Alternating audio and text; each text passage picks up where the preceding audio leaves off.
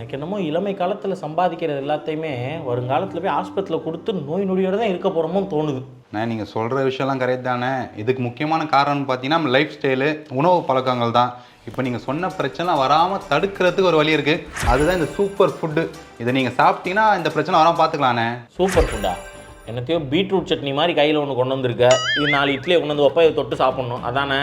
அண்ணே இது சாதாரண சாப்பாடு இல்லைண்ணே, சூப்பர் ஃபுட்டு.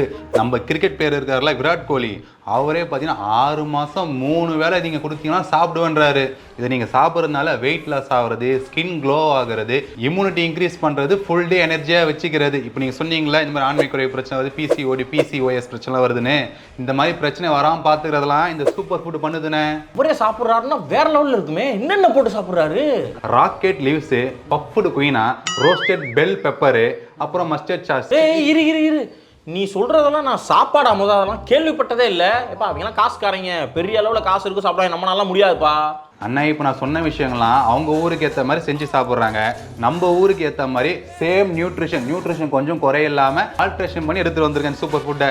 வேணா இதில் என்னெல்லாம் போட்டிருக்கேன், எப்படி செஞ்செல்லாம் சொல்கிறேன். கேட்டுட்டு நீங்களே சொல்வீங்க சூப்பர் ஃபுட்டுன்னு, நீங்களும் சொல்வீங்க சூப்பர் ஃபுட்டுன்னு. இப்படி உட்காந்து புலம்புறதுக்கு நீ சொல்கிறத அழகா நான் கேட்பனே. என்ன போட்டிருக்கேன்னு சொல்லு.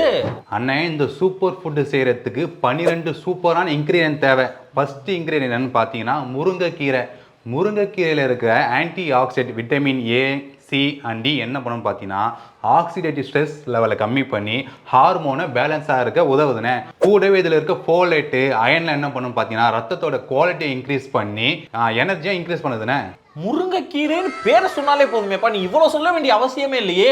அடுத்து அண்ணே அடுத்து கம்புண்ணே. சிறுதானிய வகைகள் நீங்கள் என்னென்ன யூஸ் பண்ணிக்கலாம். நம்ம வந்து கம்பு யூஸ் பண்ணியிருக்கோம். இந்த சிறுதானிய வகைகள் பார்த்தீங்கன்னா லோ கிளைசமிக் இன்டெக்ஸ் ஃபுட்டு. ரத்த சர்க்கரை அளவு வந்து கம்மியாக தான் ஏற்றும், அப்படியே சாப்பிட்ட உடனே ஏறாது, பொறுமையாக தான் ஏறும். ஸோ இது வந்து பார்த்தீங்கன்னா இன்சுலின் ரெசிஸ்டன்ஸை குறைக்க உதவுதுண்ணே. கூடவே வந்து பார்த்தீங்கன்னா இதில் இருக்கிற ஃபைபர் வந்து டைஜஷனுக்கும் இம்யூனிட்டியை இம்ப்ரூவ் பண்ணுறதுக்கும் ரொம்ப யூஸ்ஃபுல்லாக இருக்குது. பின்னுமே அடுத்து அண்ணே அடுத்து வந்து பார்த்தீங்கன்னா கேரட்டில் இருக்க விட்டமின் ஏ வந்து பார்த்தீங்கன்னா ஸ்கின்னு, கண்ணு இந்த மாதிரி விஷயங்களை வந்து இம்ப்ரூவ் பண்ணுது. கூடவே பார்த்தீங்கன்னா இம்யூன் சிஸ்டமே இம்ப்ரூவ் பண்ணுதுண்ணே. அடுத்து அண்ணே நெக்ஸ்ட் வந்து பீட்ரூட்ண்ணே. பீட்ரூட்டில் இருக்க நைட்ரிக் ஆக்சைடு என்ன பண்ணும் பார்த்தீங்கன்னா உடம்புல ரத்த ஓட்டத்தை வந்து நல்லா இம்ப்ரூவ் பண்ணும். கூடவே ஹார்ட் அண்ட் எனர்ஜி ஃபங்க்ஷனுக்கு ரொம்ப ஹெல்ப் பண்ணுதுண்ணே. இது ரெண்டும் இரட்டை பிறவியல் மாதிரி. இந்த பீட்ரூட் கேரட் ஒன்று வந்தால் ஒன்று வராமல் இருக்காது. அடுத்து அண்ணே அடுத்து வந்து இதில் பார்த்தீங்கன்னா மாதுளப்பழம் போட்டிருக்கோண்ணே.